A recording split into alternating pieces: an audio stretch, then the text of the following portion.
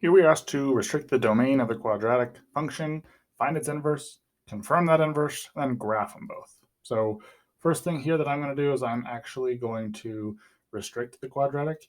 And when I'm restricting a quadratic to find its inverse, all I'm really doing is I'm looking at the right side of my parabola. So to do that, I have to find what my h value is and just take all the x values greater than that.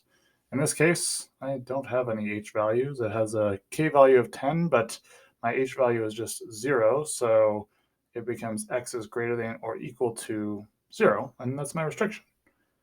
Next, finding the inverse, I'm just plugging in x and y here, so I get y squared plus 10. So I'm just flipping those and solving for y. So I'm going to subtract 10 from both sides, and then take the square root of both sides.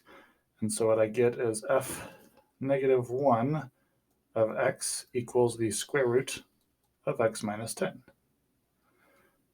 And now I'm going to confirm that using composition. Remember, composition is just taking everything that I got from my inverse and plugging it back in for my original equation.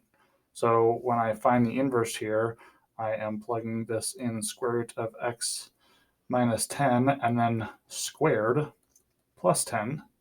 And now when I square a square root, it cancels each other out. So I get x minus 10 plus 10. Negative 10 plus 10 is 0. So I end up getting just x. So I know that I have confirmed my inverse. Now I'm going to go ahead and graph these two. So my first line here is going to be the parabola x squared plus 10. So my k value, meaning I am moving the vertex up 10 units.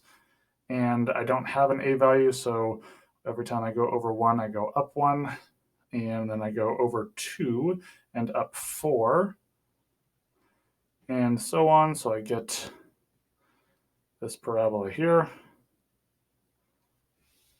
And next, when I flip this over, when I'm using the inverse here, right, it crosses, it's like we're flipping it over the line y equals x.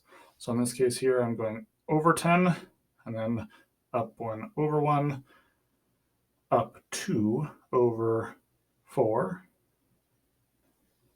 And there's my parabola. So in that case here, we have our inverse, and both of them are graphed along with our inverse there.